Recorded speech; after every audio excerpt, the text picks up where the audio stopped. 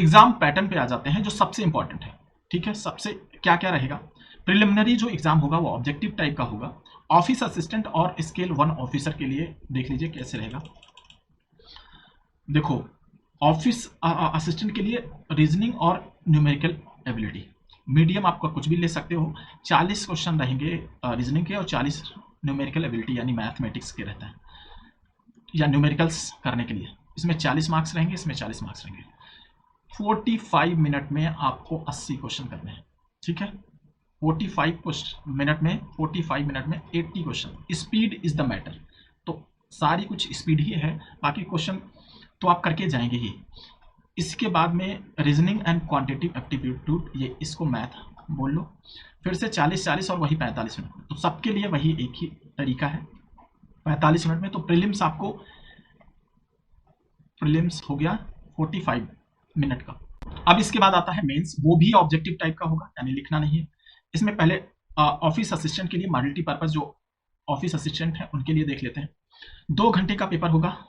ठीक है, इसमें रीजनिंग आएगी, कंप्यूटर नॉलेज आएगा, जनरल अवेयरनेस आएगा, इंग्लिश लैंग्वेज, हिंदी लैंग्वेज आएगी और न्यूमेरिकल एबिलिटी आएगी। इस तरीके से 200 क्वेश्चन रहेंगे और 200 मार्क्स के रहेंगे।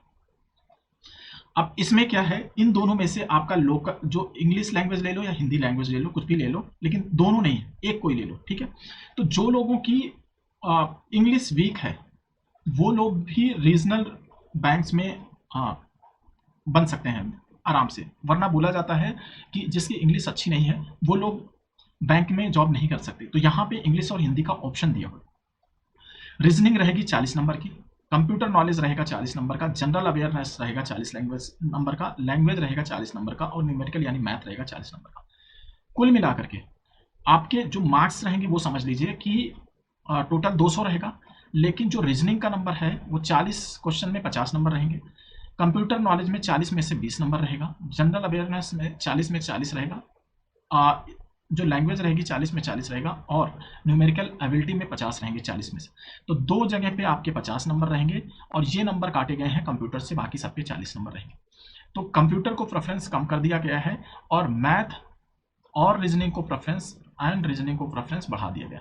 तो टोटल इस तरीके से 2 घंटे में आपको 200 क्वेश्चन करने हैं, यानी 120 मिनट में। यहाँ पे भी speed is going to matter, और जो जिनका कंप्यूटर नॉलेज और जीके और इंग्लिश लैंग्वेज जितना अच्छा रहेगा उतना ज़्यादा टाइम वो रीजनिंग और मैथ को दे पाएंगे। इसके बाद आता है ऑफिसर स्केल 1, जिसमें रीजनिंग को फिर से वही सेम चीज़ 50 रीजनिंग रहेगा, कंप्यूटर नॉलेज रहेगा, जनरल अवेयरनेस रहेगा, हिंदी या इंग्लिश का एक और क्वांटिटेटिव एप्टीट्यूड।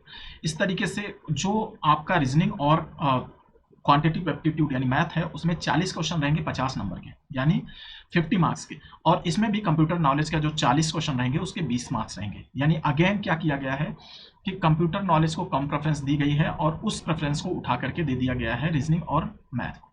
ठीक है, बाकी जनरल अवेयरनेस, लैंग्वेज और कंप्यूटर, जनरल अवेयरनेस और लैंग्वेज को सेम नंबर पे रखा गया है।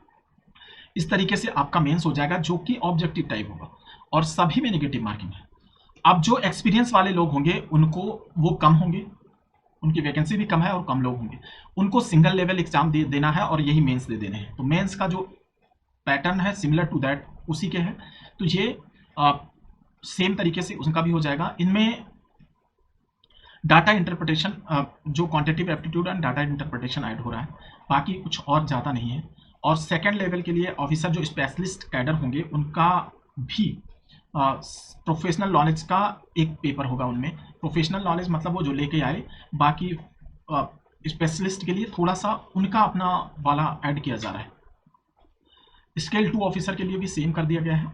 तो इस तरीके से एप्टीट्यूड और डाटा इंटरप्रिटेशन ऐड करके वही 200 मार्क्स का सब जगह बनाया गया है। इसमें एक और काम किया गया है कि जो स्पेशलिस्ट हैं उनके 240 क्वेश्चन 200 मार्क्स के, और इनमें टाइम दे दिया गया है 2.5 घंटे।